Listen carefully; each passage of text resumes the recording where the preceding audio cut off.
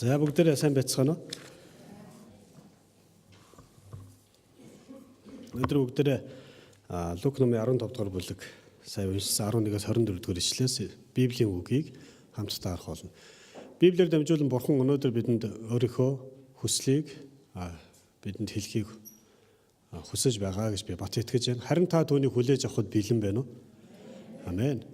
Нэгэн аав хүү хоёрын харилцаа яриг нэлээд багтаа сонсож байсныг санаж байна.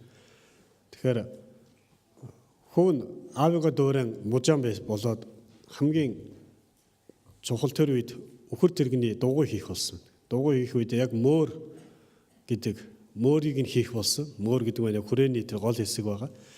Тэгээ түүнийг хийх болох үед хийхэд хүн нэлээд олон удаа оролцсон ба. Тэгээ олон удаа оролдоод мөөр нь нэг л таарж өгөхгүй, хэмжээ нь алдагдаад эсвэл угуулуурган болохгүй, ерөөсө болж өгөхгүй байсан. Тэгээд аав нь түүнийг нэг хийхээс нь ахуулаад хараал байсан. Эхний өдөр хийсэн, хоёр дахь өдөр хийсэн, гурав дахь өдөр ерөөсө болж өгөхгүй. Сүүлдээ хүн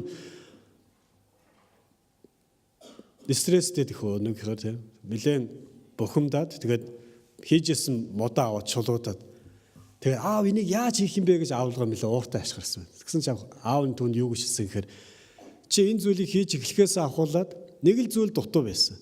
Нөхөнд юу дутуу байсан? Чи надаас асуух байсан. Чи яг хамгийн чухал зүйлээ сая хийлээ гэдэг. Өөрөөр хэлбэл ааваасаа асуух ёстой байсан зүйлээ хүн яах вэ? Орхигдуулсан ба. Аав нь түүнийг хараад байсан. Алдаж байгааг нь харсан. Тэ? Түүний зөв хийж байгааг нь харж байсан. Бүх зүйлийг харж байсан. Гэхдээ хийж байгаадаа биш. Хамгийн чухал зүйл болох ааваасаа асуух, тэ хийж чадах хүнээс нь асуух. Тэ тусалж өгөх хүнээс асуух гэдэг энэ зүйлийг залуу мартснаас болоод олон өдрийг тэ энэ зүйлийг олон өдөрт энэ зүйлийг зүйл хийхэд зарцуулагдсан. Тэгээд аав нь сүлд нь хамгийн сүлд нь юу гэж хэлэхээр чи хамгийн зөв зүйлээ дөнгөж сая хийлээ. Энэ бол надаас асуух гэж хэлсэн. Өнөөдрийн Библийн хэсэгдэр бид нэр аав хүүгийн тухай энэ харилцааг бид нэр харах болно. Мэдээж Библи бидэнд аав хүүгийн харилцаагаар Бурхан болон хүн төрлөختөн хоёрын хоорондын харилцааг илэрхийлдэг гэдгийг бид нэр мэднэ. Библи олон газараа Бурхан хүн төрлөختөн хоёрын хоорондын харилцааг аав хүүгийн маш чухал эрхэм, нандин, бас эрх мэдэлтэй, дуулууртай байдлын харилцаагаар төлөөлүүлэн олонтой дурдсан байдаг. Өнөөдрийн Лук номон дээр ч гэсэн бас яг иймэр энэ хэсгийг дурдан гаргажээ. За хүүтэй аав байсан. Хоёр хүүтэй байсан. Харин баг хүү нь аав дээр очиод юу гэж хэлсэн гэхээр надад ногдох хувийг минь өгчхөө. Тэгээд би үнийг авчвал одоо өөрийнхөө амьдрах боломжтой болно гэсэн утга ба. Өөрөөр хэлбэл хүн аавтайгаа хамт байх нь түүнд таалагдаагүй. Аавтайгаа хамт байх нь түүний одоо хүсэл биш болсон байна. Яг тэгвэл одоо тэр өөрийгөө чадна гэж бодсон. Одоо хэрвээ мөнгө л байх юм бол надад яах вэ? Эд хөрөнгө байх юм бол надад залуу нас байна. Тэ надад мэдлэг байна. Би ер нь чадандаа одоо би болсон доо гэж бодсон ба. Тэгээ ааваасаа очиод өөрт ногдох хувиа гуйсан байна. Еврей ёс заншлын хувьч дээр манай Монгол ёс заншилч гэсэн ер нь хоёр тохиолдолд өв хөрөнгийг өгдөг ба. Нэгдүгээрх нь аав эсвэл эцэг эх нь нас барсан хойно өв хөрөнгөө хуваадаг ба. Гэрээслийн дагуу. Эс бөгөөс аав нь ээж нь өөрөө амьд байхдаа өөрөө болсон гэж үзэх үедээ эд хөрөнгөө хувааж өгдөг ба.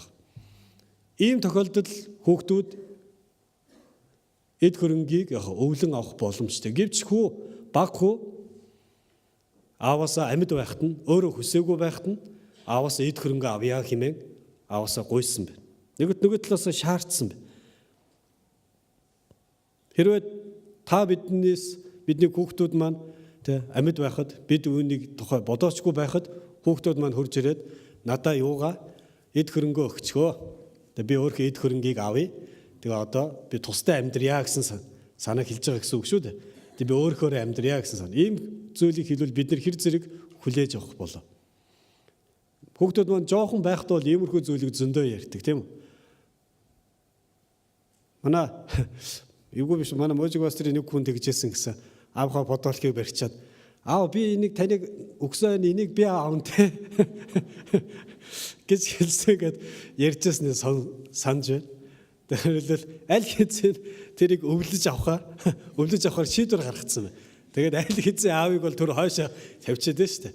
Манай охин ч гэсэн нэг удаа баг сургуульд ороод удааг байхдаа тэгжсэн. Ангийнхаа хүүхдийн нэг эрэгтэй хүүхдийн нэр хэлээд аав би тэр битээр манай энд амьдрна гэдэг. Гэрт амьдрах тухай ярьж байгаа баг. Тэгээд яагаад энэ тухай ярьсан гэсэн чи аав энэ орон дээр энэ орыг би аавнтай гэдэг. Яагаад гэсэн чи би яагаад бол би ангийнхаа тэр хүүхдтэй суугаад ингээл тэгээд энэ орон дээр хунтна гэдэг. Аав иш хоёрны яахсан чи хоёр явна шүү дээ. Хоёр явна шүү дээ гэсэн. Тэгээд бодсон чи амар санагдчих байгаа байхгүй. Би одоо хайчих вэ? Айгу айцтай эвгүй санагдсан. Нэр одоо ингээл охин маань нөхөртэй болоо тэгээд яг бол надад явах газар байхгүй байгаа байхгүй. Айгу надад айгу амар эвгүй санагдсан. Охин бол айгу баяртай байгаа байхгүй. Том эхнэр битээр орыг аваад байгаа байхгүй. Манай охин ер нь нэг орны асуудалтай л та ер нь. Харин яг боддоор хүүн том болсон 90 цент хүрсэн хүүн аав дээр хурж ирээд надад оногт хуваа өгöd. Тэгээ би өөрийнхөө амьдрья гэж хэлэх үед эцэг эхүүд магадгүй аав ээжүүд яаж хүлээж авах бол бид нар энэ хүүгийн хэлж байгаа зүрх сэтгэл бол ер нь бол бид нар мэдж байгаа. Бид нар ихэнх нь ингэж туулж ирсэн. Бид нар ихэнх нь аав ээжтэй хамт байхаас залхаж ирсэн. Бид нар ихэнхдээ тийм үү тодорхой хэмжээнд 90 цент хүрээд эсвэл юу гэдгийг нас бие гүйцээд ирэх үедээ ээж шиг үглээ, аав шиг ядаргаатай, дарамттай, захирангуй ер нь гэрт байхад айгүй төвөгтэй болдог. Тэгээ бид нар хурдан бушуухан шиг тусдаа гарах юмсан. Тэгэл аав ээж үг хэлбэл таны үе өөр байхгүй да. Таны үе чи хоцрогдсон үе, миний үе чи орчин үе гэл. Бидний хідэн ингэж аав ээжээсээ залхаж ирсэн бэ. Хідэн хурдган шиг нэг гарчих юмсан. Хурдан би бараг чадна штэ бүгдийн тийштэй бараг та дугаа байж хаад би бараг зохицуулнаа л гэл.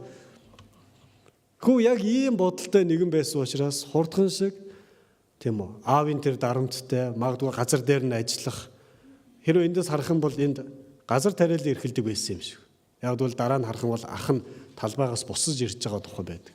Тэгээд өдөржингөө аавын хяналтанд дор аавын цагаатал дор талбай дээр ажиллаад тэгэл нас бие гүйцчихэд ах чинь тэгэл эрх мэдэл байхгүй юм шиг санагдах. Ийм үед нэрээ явмаар юм шиг санагдав. Та нарын дунд хэдэн ингээ хурдган шиг гэрээсээ явчихсаа гэж бодсон хэд байгаа вэ? Тэгээ хурдган шиг ер нь бие даачхансаа гэсэн бодолтой хүн байсан. Мэдээж бид байсан. Тийм ээ. Бид тэр үед залуу байсан. Бид тэр үед эрч хүчтэй байсан. Бидэнд дэлхий бидний гарт ингээ атгахчаар байсан. Тэгээ бүх зүйл минийх болцоход бэлэн. Тэгээ тийм юм шиг энэ замаар хинч явж байгаагүй би л энэ бүгдийг эхлүүлэх гэж байгаа юм шиг санагдаж байсан. Харин яг үндэ бид яваад ирсний дараагаар бидний өмнө ямар олон хүмүүс энэ замаар яваад тэгээ энэ замаар бүтлгүйтэд энэ замаар хамаг тэнхээгээ барсан бэ гэдгийг сүүлд нь бид нар мэдсэн. Хүү яг ийм насан дээр яг ийм нөхцөлд аавын гэрээс холдохыг хүссэн. Уг нь бол аавын гэрт бүх юм байсан. Ер нь аавын гэрт бол бүх юм байдэн шүү дээ. Тэгээ бид нар бүх юм байх үед л бид нар яадгүй юу ч байхгүй юм шиг санагддаг байна. Бүх юм байх үед л яг бидэнд дэлхий жижигхэн санагддаг байхгүй. Бүх юм байгаа учраас биднэрт амьдрал амархан санагддаг байхгүй. Хүү дэндүү яг бүх юм бэлэн байсан. Учраас амьдрал дэндүү амархан санагдсан. Ингээл болоо юм биш. Ингээл бизнес хийчих юм биш. Ингээл мөнгө л байвал болчих юм биш үү гэж бодсон байна. Харин нэг зүйлийг мартаж болохгүй. Бид өнөөдөр улам ойрт гэдэг сэдвээр хуваалцахдаа хүү шиг бүх зүйлийг амархан гэж бодоод ааваасаа гэр бүлээсээ эцэг эхээсээ харилцаагаа холдуулан таслах биш. Харин эсрэгээр нь ойртох ёстой гэдэг зүйлийн тухай суралцах гэж байна.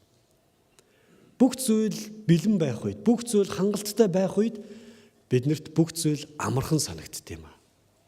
Бид нар хизээж хатуу хөтөөг үзээгүй байх үед, амьдрал хөл тавиагүй байх үед амьдрал шиг сайхан зүйл, амархан зүйл даанч байдаг. Тэгээ бид нар аавыгаа харах үед Тэгээ бид нэр ээжигээ харахад ямар их голмоор санагддаг гэж. Би 10 төгснөд дараахан ээжд айгүйх гомдож байсан санд. Яг бол манай ээж айгүй хүчгүй байсан байхгүй. Амар тэ муу гэмя тэ голмоор санагдчихсан байхгүй. Нэр үнэн байсан.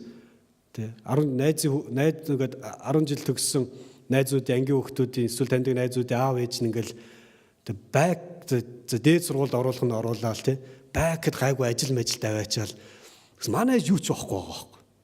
Тэ зөвхөн худалдагч тэгтгүрт гарцсан. Тэг юу ч өгөх юм байхгүй. Өвлүүлэх юм байхгүй. Заагаад өгөх ажлын байрч байхгүй. Тэгээд манай ээж би ямар азгүй юм бэ? Ийм хүний хүүхэд болоод төрчих гэж. Тэгээд ээж гаргаад нэг л юм нэг л тэтгэрийн нэг л хүн юу ч хийж чадахгүй нэг эмхтэй байж байдаг. Тэг би манай ээж чиг юм яа над чиг азгүй нөхөр өстой байхгүй юм байна даа л гэж утсан. Нэрээ тэр үед тэгж бас. Тэгээ би надад хүч байсан. Надад залуу нас байсан. Тэгээ би өөрөө бүгдийг хийж чадах юм. Би өөрөө л бүгдийг байгуулъя л гэж утсан. Тэгээд тэр чигээр ер нь амьдралд орж үзсэн. Хамаг тэнхээгээр амьдралын шалыг балвсаар хагаад тэгээ сүүлдээ тэнхээ барагтаад дуусгүйч ирсэн л дээ. Манай ээж ингэж ярьдаг байсан. Ажлаа дараа орж ирэхдээ би дэлгүүрийн шалыг 4 мөчөөрөө балвж орж ирлээ гэж хэлдэг байсан байхгүй. Тэгээ би яг дараа нь өөрөө амьдралыг 4 мөчөөрөө балвж хагаад тэнхээ барагдсан баг. Тэгээ одоо би ээжигээ харах үедээ хүндэлдэг. Одоо ч гэсэн би ээжийнхаа тэр юу гэдэг нь миний төлөө зориулсан манай гэр бүл манай эгч нар дүү нарын төлөө зориулсан энэ үн цэнтэй амьдрал үн цэнтэй өдрүүдийн төлөө би одоо хүндэлдэг. Гэхдээ бид үүнийг сүулт ойлгодог. Зарим нь байхгүй болсон хойно ойлгодог. Зарим нь байгаа ч гэсэн ойлгож өгдөг. Энэ зүйлээр дамжуулаад бурхан хүн төрлөختөн бурхан хоёрын хооронд уг нь ямар нандин харилцаа байдаг хийгээд байсан бэ гэдгийг бидэнд ойлгуулахыг хүсэж байгаа юм. Гимтэй хүн бид алдаа эндэлтэй. Өнөөдөр зүрх сэтгэл нь сайхан юм шиг санагдвч маргааш ямар нэгэн зүйлээс болоод бүдрэхэд бэлэн, гим хийхэд бэлэн, хинч болоход бэлэн болчихсон ийм хүмүүс бид үр хүүхдээ. Тэгээ ингэж ханддсан бол үүнээс илүү биднийг бүтээсэн, биднийг дүүргэлж сайн амьдрахаар, үргэлж баяр хөөртэй амьдрахаар, аз жаргалтай амьдрахаар уг нь бүтээсэн тэр бурхан өөрөөс нь холдож байгаа хүн төрлөختнийг харахтаа хичнээх зүрх сэтгэлдээ харуулсалтай байдаг бол. Ямар их гомдол тээгдмэр юм шиг байдаг бол. Гэхдээ бурхан даанч хүн биш л дээ. Түүний зүрх сэтгэл нь дэндүү өргөн, дэндүү агуу, дэндүү хайр юм. Тийм учраас өнөөдөр бид энд зогсож байгаа юм. Уг нь бид гим нүглээсээ болсон бол аль хэдийн бурхнаас холдуулагдаад аль хэдийнэ бурхны ширгэл бидэн дээр буучгаар амьдрсан хүмүүс. Гэвч бурхны нэгүсэл байгаа учраас л бид өнөөдөр амьдрал маань үргэлжилж байгаа юм. Хүмүүс бидний харахтаа мэдэхгүй ч бурхны мэдих маш их зүйлсүүд бидний амьдралд бий. Бид зарим нь ч мартцсан байдаг. Ээж маань сайн мэдээ сонсож явах үедээ тэгжсэн. Би яхаараа гимтэй байдгийг гэж хэлчихсэн.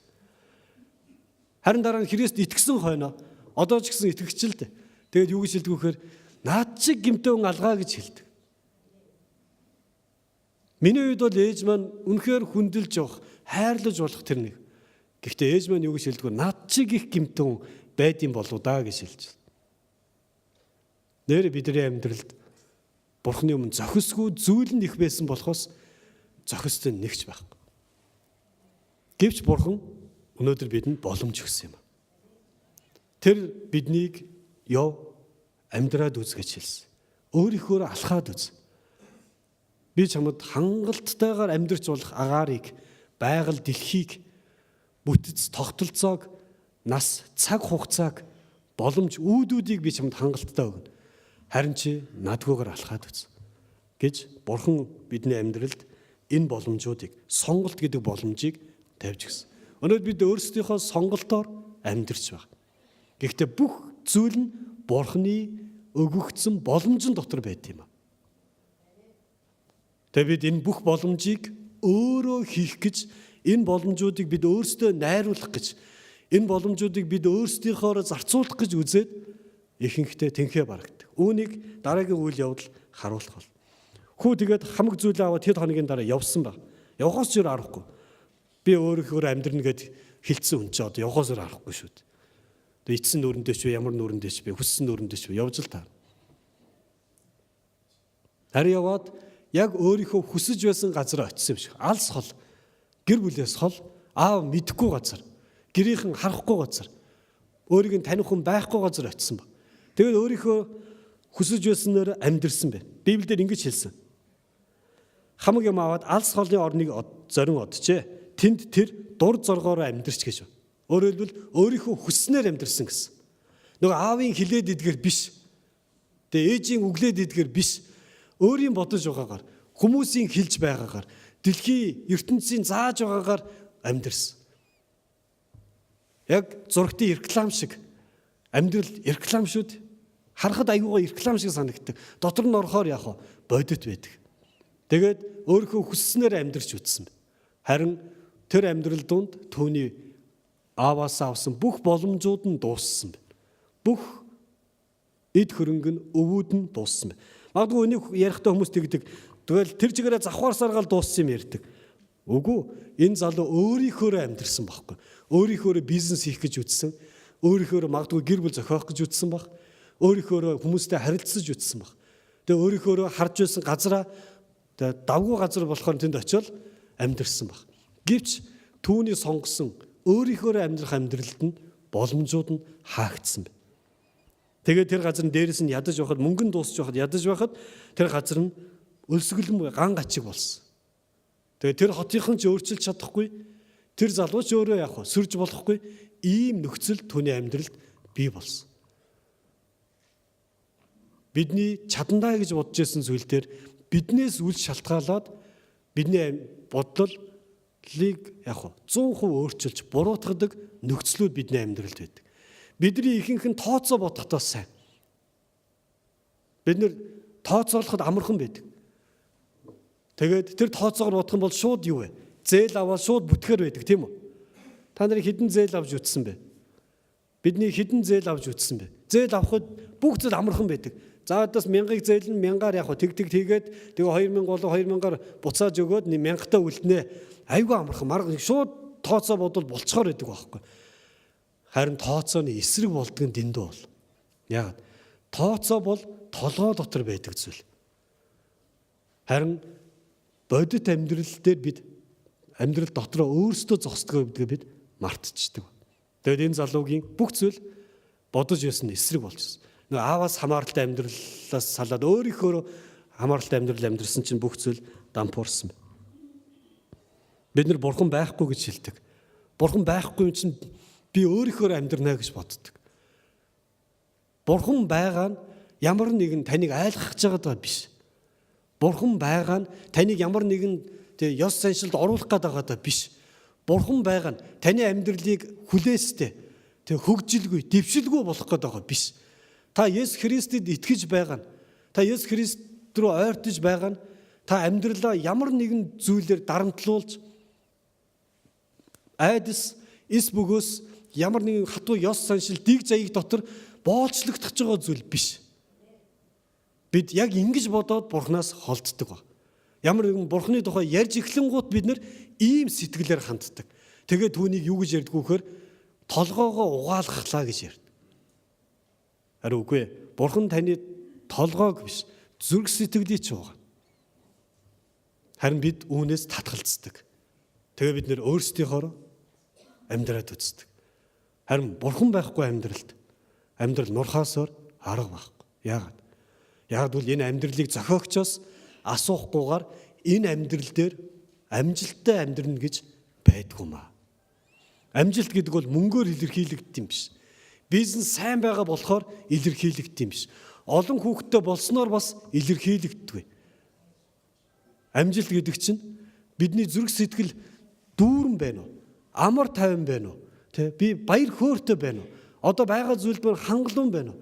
Би хаашаа явж байгаагаа мэдэж байна уу гэдгээр тодорхойлогддог зүйл юм. Харин хүүгийн бүх зүйл дууссан. Тэгээ манай хүн одоо өөрөөс дахиж сонголт хийх болсон. Гэрээс гарахдаа айгүй том мундаг зоригтой залуу гарсан.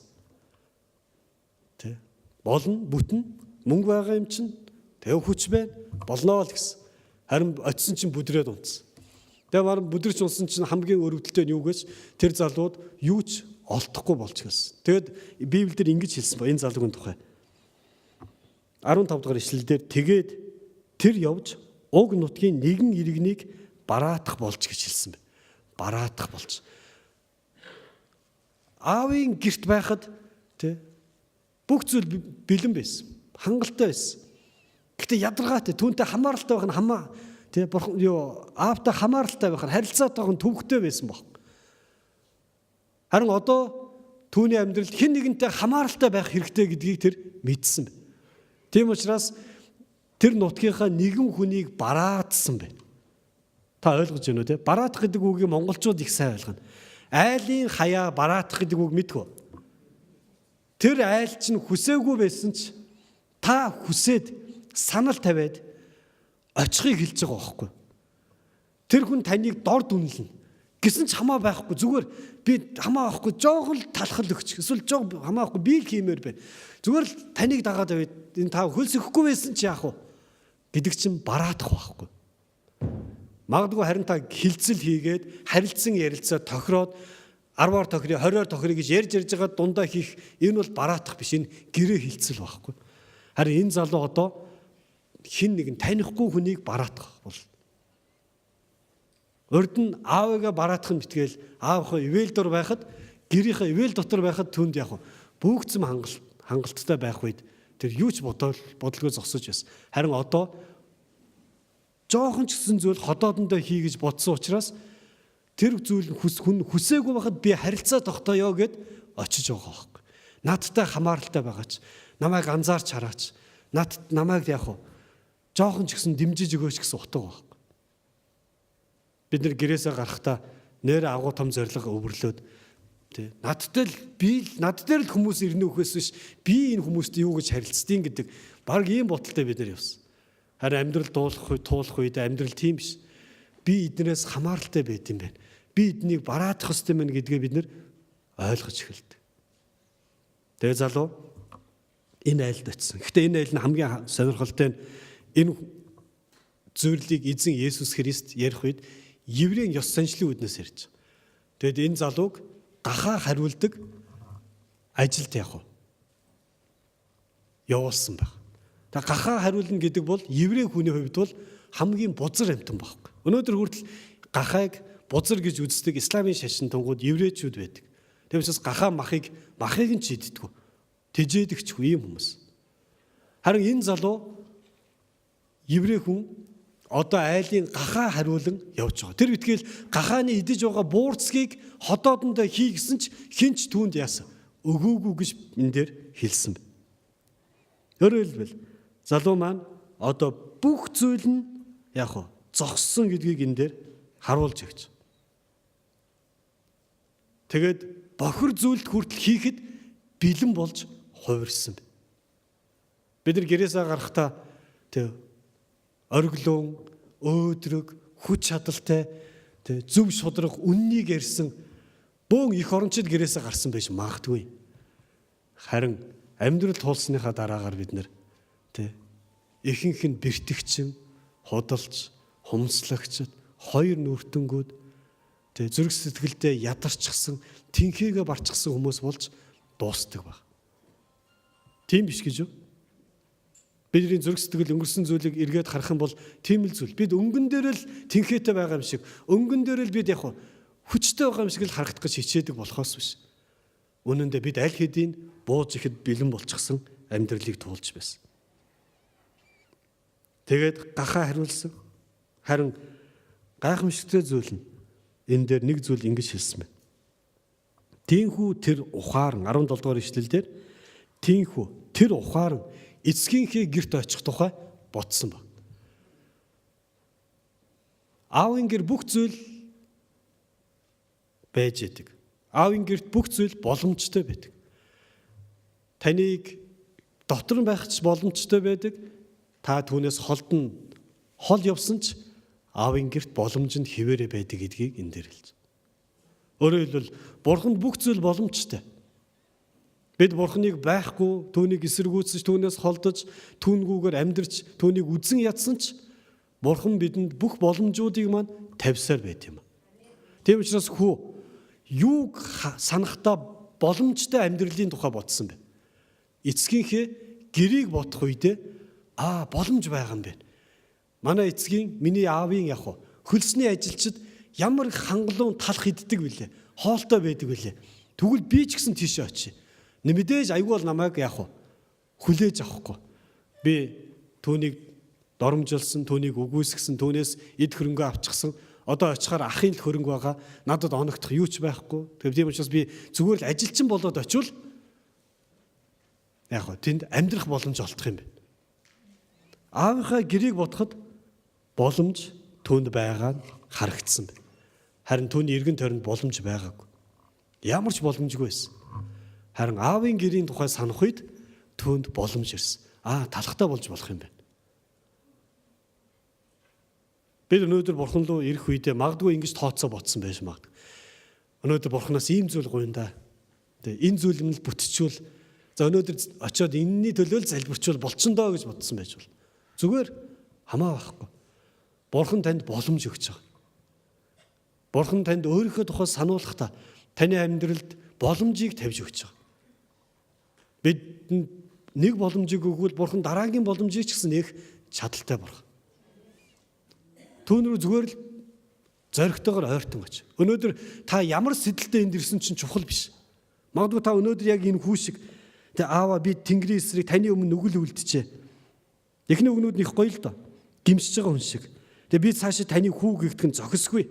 Харин намайг хөлснийхөө нэг хүн болгооч гэж хэлье. Дамгийн сүлд нь өөрийнхөө хүслийг хэлж байгаа байхгүй. Би бол таны өмнө гим нүгэл хийсэн, буруу зүйл хийсэн, үнэхээр тийм намайг уучлаар. Гэхдээ би таны хөлсний ч хүн болчих. Тэгээ бид нар ч гэсэн өнгөрсөн өдрүүд хангалттай их буруу зүйлүүдийг хийж, гим нүгэл хутгалдаж, алдаа эндэлд орж, магадгүй асуудалтай тулгараад энд ирсэн байж болно. Тэгээ магадгүй өнөөдөр Бурханаас энэ зүйлийг гуйчи гэд тэгэл болоо. Тэгвэл бүтчихвэл яах вэ? Би дараа цуглааны гайг өргөл өргөх чинь би дараа нь цуглаанд бас ирнэ. Хаяа нэг чимээгүй цагаа хийчнэ гэж бодсон ч хамаалга. Гол нь Бурхан руу ойрт. Боломж Бурхан дотор л оршиж байд. Эрг түүн рүү ойрт. Тэгээ энэ залуу тэгсэн. Тэгээ хамгийн сүүлд нь би хөлснийх нь хүн болъё. Одоо түүний зорилго нь юу болж хувирч? Яаж игээд хоолтой л болчвол одоо болоо гэж бодсон. Зүгээр яаж игээд асуудлаа шийдэе гэж бодоод ирсэн ч энэ чинь сайн зүйл. Та боломжийг олж харж. Бурхан дотор бүх сайн боломжууд оршин байд.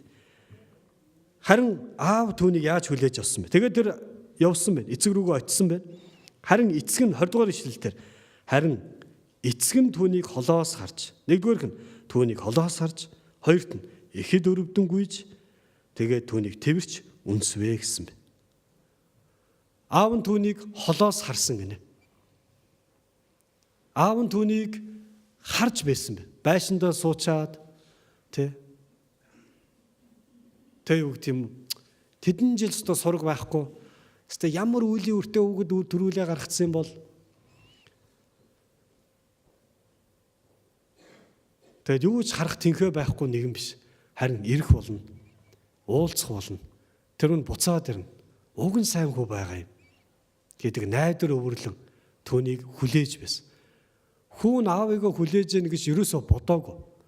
Харин аав нь түүнийг хүлээж байсан учраас холоос хараад түүнийг таньсан баг. Уг нь бол энэ нөхөр чинь танигдахааргүй нөхөр болчиход байгаа байхгүй. Гэрээс гарахдаа цатгалан цагаан залуу гарсан. Мөнгөтэй хувцастай нөхөр гарсан байхгүй юу? Харин буцаж ирэхдээ ноорхой, гахааны үнэртэй, өлсгөлэн турчсан, эцчихсэн, сэгсийдсэн нөхөр орж ирж байгаа байхгүй. Хэн түүнийг өөрхөн хүүхэд гэж харах юм бэ? Ямар ч найдвар холоос хараад танихааргүй нөхөр ирж байгаа байхгүй. Харин аав нь холоос хараад таньсан баг. Зарцнаар нь таниагүй байж магадгүй. Аав нь таньсан. Тийм учраас тэр аав нь түүнийг хүлээж байсан. Ирнэ гэдэг найдвар түүний дотор байсан. Тийм учраас түүнийг таньсан байна. Ах дүүс би танд хэлмээр байна. Таны хийж байгаа бүх зүйлийг Бурхан мэднэ. Таныг хинбэ гэдгийг Бурхан бүгдийг мэднэ. Гэхдээ Бурхан таныг зүгээр өөрлөө нь ойртоосоо л гэж хүсдэг. таныг юутай, ямар болчихсон, гэмтэй юу, дээрэмч нь үү, алуурч нь үү, эн чинь чухал биш. Зүгээр л Бурхан таныг өөрлөө нь ирээсэй гэж хүснэ. Та өөрийгөө яаж хуурч, өөрийгөө яаж далдалсан Бурхан таныг ирээсэй гэж хүсдэг юм. Бидний Бурхан бол ийм л Бурхан. Тэр бидэнд хайртай. Тэр биднийг уучилдаг. Тэр биднийг үргэлж хүлээж авахд бэлэн байдаг. Харин бид бол тийм биш. Бид нар бол аль болох л яг өөрийнхөө аль болох л надад тааламжтай. Магадгүй өнөөдөр бид энд сууж байхдаа ч түүний эсрэг зогссоор л байна. Тэрийг бүтээж өгөөгүй юуных нь хайртай Бурхан бэ те. Миний амьдралыг харж та тэр үед зовж байхад тэгвэл туслахгүй яасан. Тийм л юм хайрын Бурхан юм бол. Өнөөдөр хүн төрлөختөн Бурханы тухай ярих үед яг ингэдэг. Сайн мэдээ ярьж байгаа үед бидний төлөө Есүс Христ өөрийгөө үхэл тушааж бидний гим нүглийг угааж бидний зөвтгөлийн төлөө амьдсан юм. Тэр бидэнд хайртай гэж хэлэх үед олон хүн юу гэж хэлдгийг мэдэхгүй. Тийм л хайртай бол яагаад энэ хүмүүс үхээд байгаа юм? Яагаад дэлхийгээр зовлон дайн байлдаан байгаа юм гэж асуудаг. Гэтэ би эргүүлээд харин нэг зүйлийг асуумаар санагд. Яг ийм өнгөө шиг. Нэгэн хар хүүхэд Бурханаас ингэж асуусан гэдэг. Бурхан минь ээ би яагаад буржихар төрсөн бэ гэж асуусан. Тэгэхээр яагаад гэвэл чи Африкийн ширэнгэн ойд явхад урт ус хэрэггүй чамд буржихараас зохино гэж хэлсэн. Тэгэхээр Бурхан минь ээ тэгвэл та намайг яагаад хар болгосон бэ гэсэн. Яагаад гэвэл тэр халуун харан чиний арьс түлэгдэхгүй, өвдөхгүй ухраас гэд. Бурхан өөрийнхөө бүтээсэн зорилгыг хэлж өгч. Тэгсэн чинь хүү юу гэж хэлсэн гэж. Бурхан минь тэгвэл би яагаад Монгол төрсөн бэ гэсэн байхгүй. Тэр Бурхан юу гэж хариулсан бэ гэхүү. Наатаха аав ээжээсээ асуу гэж хэлсэн байхгүй. Ойлгож байна уу? Би тэгж хэлж байгаа хүмүүст юу гэж хэлмээр байдг вэ гэхээр наатаха тэр дайн хийж байгаа, алж байгаа хүмүүсээс асуу гэж хэлмээр санагд. Дээрээс нь та өөрөөсөө асуу. Та яагаад хүмүүс хулгай хийж байхад дугаа байдیں۔ Яагаад завхаарч байхад нь дугаа байдیں۔ Яагаад гэр бүл салж байхад нь дугаа байдیں۔ Та өөрөөсөө асуу. Харин Бурхан бидэнд амьдрах боломжийг бол өгсөн. Сонголтыг өгсөн. Бид өөрсдөөсөө асуух хэрэгтэй. Бурхан хэдий ийм байсан ч Бурхан биднийг хүлээж авахд бэлэн байт юм а. Бид хэдэж салсан байсан, хэдэж хүн алсан байсан, хулгайч байсан. Одоо ч гэсэн эсэргүүцсээр байсан ч Бурхан биднийг ирээсэй л гэж хүсдэг. Тэр уучлахад бэлэн, тэр таныг дахин хүлээж авахд бэлэн. Гэхдээ л бид хатуу. Ер нь л бууж өгөхгүй хүн гарууд шүү дээ. Бид чинь догширцсан Иванууд шүү дээ. Ер нь л бол нурахгүй л гэж хичээн шүү дээ. Ер нь бол чаднаа л гэж үзээд. Бурхангүй болнаа л гэдэг. Зүгээр л энийг нөхчих тэгэл хийчин л гэдэг. Харин Бурхан ойрт. Улам илүү ойртол гэж хэлж. Та би чаднаа гэх тусмаа Бурханаас холдож байгаагаа сайн анзаараар. Тэрний оронд Бурхан минь тантай хамт яаж хийх вэ гэх юм бол та түүн рүү ойртож байна л гэсэн. Тэгээ аав нь таньсан. Тэгээ түүн дээр гүйж очсон. Энэ дээр гүйж очсон гэдгээр олон сургаал би сонссон баг. Израилийн соёлд бол настай хүн гүйн гэдэг бол ичгүүр байхгүй. Үл хүндлэл байхгүй. Дээрэс нь өөрийнхөө хүндлэлийг зүгээр яг олонний өмнө шившиг болгож байгааг илэрхийл. Тийм учраас настай хүн аль болох урттай л өмсдөг байсан. Тэгээд энэ нь шилбэ хөлөө нуудаг илэрхийлэл байхгүй. Тэгээд алдар хүндтэй илэрхийлэн урттай л. Тэгээд тийм учраас настай хүн айжуу, тайван, ухаалаг юм шиг явах хэрэгтэй байхгүй. Тэгж гүүж мүүгээл хөл мөлөө гаргаал, шилэн бэлбэ гаргаал тэг ингэж гүйдэг бол энэ нэр хүндгүү болж байгаа илэрхийл. Нөө хүндээ хөнгнөөс өгнө гэдэг шиг юм болж. Харин аав нь хүүгээ хараад гүйж очсон баг. Хайртай хүн л хайртай хүн рүүгээл хүнээл ингэж хүлээж авдیں шүү дээ. Хайртай хүмүүс л хайртай хүмүүсээ ингэж хүлээж авд. Хайр байхгүй бол хаалгаад өгчөөд хэмбэ гэдэг байхгүй. Оруулахгүй л гэдэг байхгүй. Хайр байгаа бол хараад, таниад Тэгээд өөрөө гүйж очиж тэрч авд юм аа. Бурхан бидний төлөө өөрөө хурж ирээд бидний төлөө өөрөө хурж ирээд хүн болж ирээд хараарай. Яруу алдрын бурхан, орчлон ертөнцийг бүтээсэн бурхан гэмт хүмүүсийн дунд сул дорой махан биеийг өмсөөд бидний төлөө хурж ирсэн байхгүй. Хүмүүс үүнд нь итгэдэггүй. Юу яриад онгон бүсгүйгээс төрлөөч шиг. Бурхан яаж хүн болж төрдий? Тийм мундаг бурхан юм бол яаж жоохон болдий? Харин ирдэм аа. Тэр ирсэн юм аа. Тэр бас дахин ирэх болно. Өөрт нь итгэн найдагчдын төлөө тэр ирэх болно. Та итгэж байгавал бурхан таны итгэлийг хизээч ичгэвтэр байдалд оруулахгүй. Энэ үнэн гэдгийг хожим цагт тэр илчлэх болно. Бидний төлөө тэр өөрийнхөө яруу алдраар харин ирэх болно. Тийм учраас аав нь очисон. Тэгээд түүнийг тэвэрсэн, үнссэн байна. Бас ихэд өрөвдсөн байна. Гахаа үнэрчж байгаа хүүг хэн үнсэж чадах вэ? Хогийн шуудаа үүрээд гудамжаар явж байгаа хүнийг хэн үнсэж чадах вэ? Аав нь л ээж нь л үнсэж чадна. Хайр байгаа бол үнсэн. Харин хамаагүй бол үнсэхчгүй, харахчгүй, тоохчгүй. Бурхан хайртай учраас таныг өөрийнхөө хүүхэд болгож хүлээж авсан юм.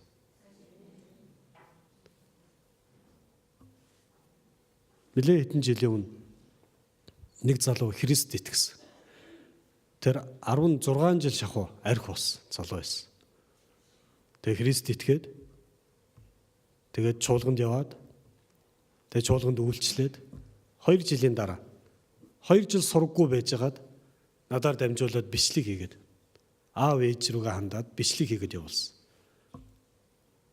Тэгээд бичлэг хийгээд явуулаа би гэрт нь очиод гэрийнхэнд нь үзүүлсэн. Таны хүү одоо Христ итгэж болсон.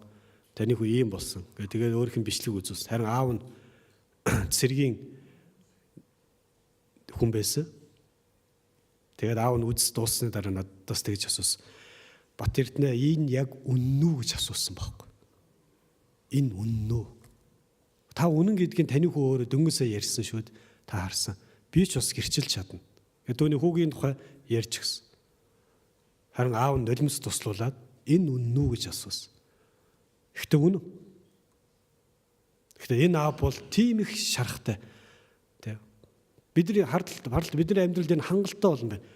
Хүүн, охин нь улаан архичин болоод нүдэн дээр нь амьдралаа сүрүүлээд бүх зүйлээ сүрүүлж байгааг харахад хідэн хүмүүсийн зүрх сэтгэл хідэн аав ээжийн зүрх сэтгэл аль хэдийн сийчүүлэгдээд хэрэггүй болоод дахиж хүнд итгэхээ аргагүй болж байгаа ийм зүйлийг бидний эргэн тойрон зөндөө. Бидний олон гэр бүлүүд ийм зовлон амссан. Олон хүмүүс энэ шарахтай сэтгэлээр өнөөдөр амьдарч байгаа. Тэгээд эмзэг болчихсон. Итгэж чадахгүй. Үг нь хүнд найдаж чадахгүй болтлоо ийм болтлоо өвдчихсэн ийм хүмүүсийн дунд бид амьдарч байна. Бидний дунд ч ийм хүмүүс зөндөө. Би самд манай имээ манай нах захын тухай дуу зохиож ирснийг санд. Манай нах зах миний мэдгэл ухаан орох цагаас л бидэнд хамт амьдарч байсан. Арх уудаг хүн байсан. Агсан тавьдаг, зоддог, ээжигээ зоддог, манай эмээг зоддог, өвөөг зоддог хүн байсан. Тэгээ манай өвөө эмээ нэг удаа галзуухан сууж байгаад ингэж дуулж санд. Өхөрчин хөвгүн цэрэнд оржоо гэдэг дуу байдаг штэ. Тэрний оронд өхөрчин хөвгүн лувсанд оржоо гэж дуулж ясныг тэ. Тэрний оронд нь өхөрчин биш, архичин хөвгүн лувсанд оржоо арын дэнжээс бөмбөрчин ирнэ өнхөрч уннаа гэлөө нэг ийм дуу зохиодсон дуулж ясан. Тэгээ бид жоохон байхдаа гайхал ийм харин би тэр үед юу ч ойлгоогүй. Харин одоо бодоход манай эмээгийн зүрх сэтгэл ямар их тэгээ зовлон нулимстайгаар энд аргаа ядахтай ингэж дуулсан байлгүй дээ бодвол. Ийм болчихсон хүнийг хэн буцааж тэрч авч чаддсан юм бэ? Хайр л байх боломжтой. Хайр л ингэж авд. Гахаачин турчсан хэдэн сарын турш усанд ороогүй тэр залууг аав нь гүйж очиж тэрч үнссэн ба. Та ойрт Бид яг үнэндээ гим нүглээс болоод ийм л өмхийн үнэртэй, ийм л балиар, ийм л эцэж ядарчихсан. Тэгсэн мөртлөөр тооцоо боддог. Ашигтай ажлын тухай, хурдан баяжих тухай боддог. Ийм нөхдөд очдог байхгүй Бурхны өмнө. Зүгээр Бурхан таныг хүлээж ав. Таны хинтнээс юу шалтгаалan тэрч ав. Та итгэж байна уу? Амен. Тэгж авсъя. Харин ийм учраас энэ үед бид нэр өөрчлөгдтий. Хамгийн гайхамшиг нь энэ. Бурхан бүх зүйл боломжтой. Тэгээ тэр бас биднийг өөрчлөх боломжтой гэдгийг эндээс харж байна. Аавынхаа энэ байдлыг харсны дараагаар хүү энэ үгийг хэлсэн баг. Хараарай. Аава, би Тэнгэрийн эсрэг таны өмнө нүгэл үлдчихэ. Би цаашаа таны хүү гэх нь зохисгүй гэж хэлсэн. Дараагийн үг нь байхгүй болцсон байхгүй. Ямар үг? Би таны хөлсний хүн болё гэдэг үг нь орхигдоод харин би таны өмнө үнэхээр гимшиж байна. Би таны эсрэг гимх нүгэл хийжээ гэдэг зүйл яг үнэн зүрх сэтгэлээс нь гарсан юм. Хайрын өмнө бүх хүн бууж өгд юм. Жинхэнэ Бурхны өмнө хүмүүс мөн чанараа хүлээн зөвшөөрд. Бид ч гэсэн Бурхны өмнө хурж ирэх үедээ бид Есүс Христэд итгэх үедээ л бид өөрсдийгөө хүлээн зөвшөөрдөг. Үүнийг гимшил гэж ярьдаг. Өөрийгөө хинбэ гэдгээ хүлээн зөвшөөрөх үед Бурхан биднийг буцаагаад байр суурьнд минь тавьж өгдөг. Тэр бидний зүрх сэтгэлийг ч өөрчилдөг. Дотоод мөн чанарыг ч өөрчилдөг. Түүгээр зогсохгүй Бурхан бас боломжтой учраас тэр бидний амьдралын бодит байдлыг ч гэсэн өөрчилж өгдөг. Ийм учраас аав нь хүүгийнхаа тухай зарцсан нартаа ингэж хэлсэн ба. Боолуудаа хамгийн сайхан хувцсыг хурдан авчирч түүнийг яг хувцлаа. Гарт нь бөгж зүү, хөлд нь гутал өмсгөө гэж хэлсэн. Одоо түүний дүр төрхийг Бурхан өөрчлөхийг хүсэж байна. Бурхан таны зүрх сэтгэлийг таныг хинбэ гэдгийг олж хоруулаад зогсохгүй. Зөвхөн яллах гэж байгаа юм биш. Харин буцаагаад таныг байх ёстой тэр байранд чинь тавихын тулд бидний хин юм бэ гэдгийг олж харуулж мөн өөрийгөө бас хин гэдгээ мэдүүлж өгдөг. Бид түүнийг таних үедээ гимшиж бид мөн чанар, мэс чанар дээр өөрчлөгдөж. Тэгээ Бурхны өмнө улам ойртох үед Бурхан биднийг дахин барьж байгуулдаг. Түүнийг хувцлах болно. Аав нь хувцлах болно. Түүнд эрх мэдлийн бөгжийг зүүлэх болно. Түүний сайртай хөлийг дахин үнцэнтэй гутлаар хочиж өгөх болно.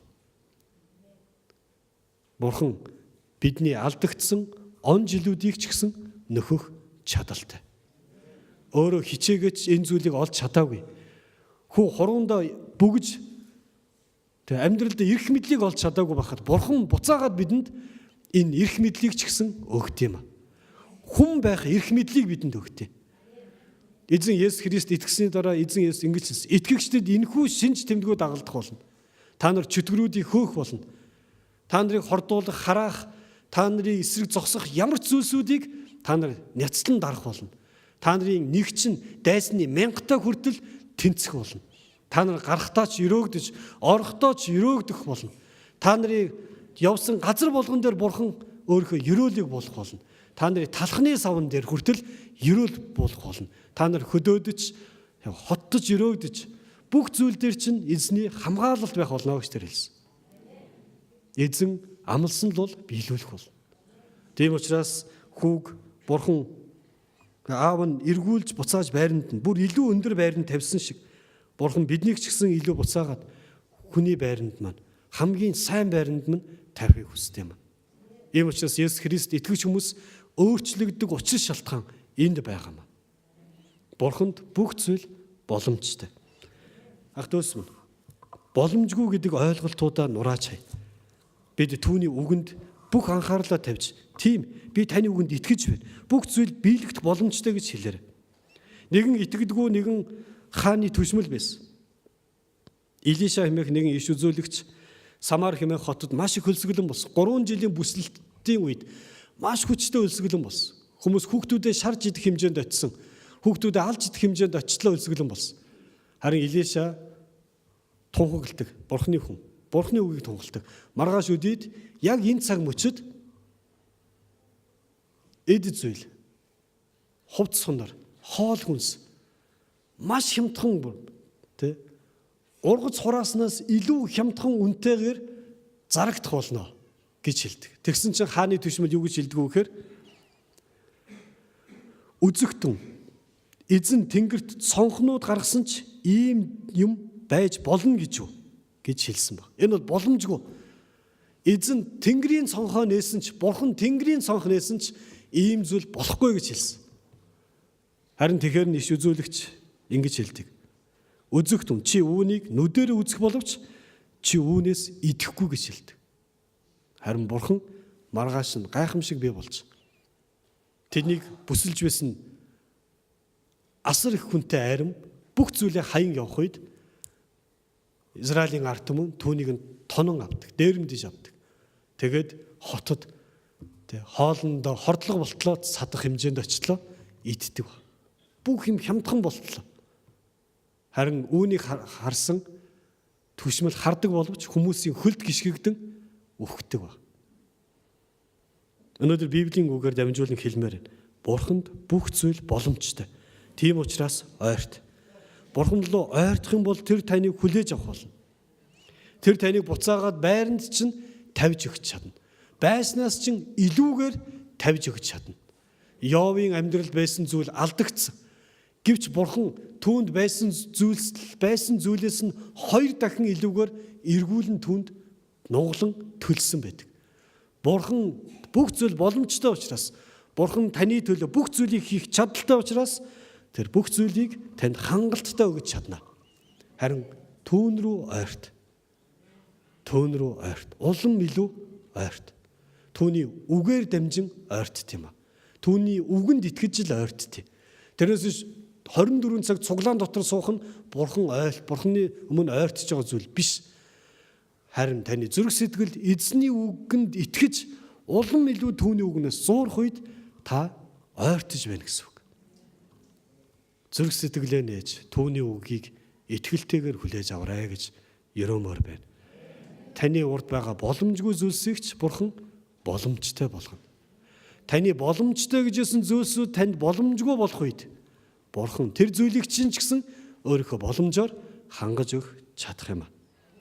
Ирэх өдрүүдэд эзний боломж бидний дээр дүүрэн байх болно. Харин ойртцгоё.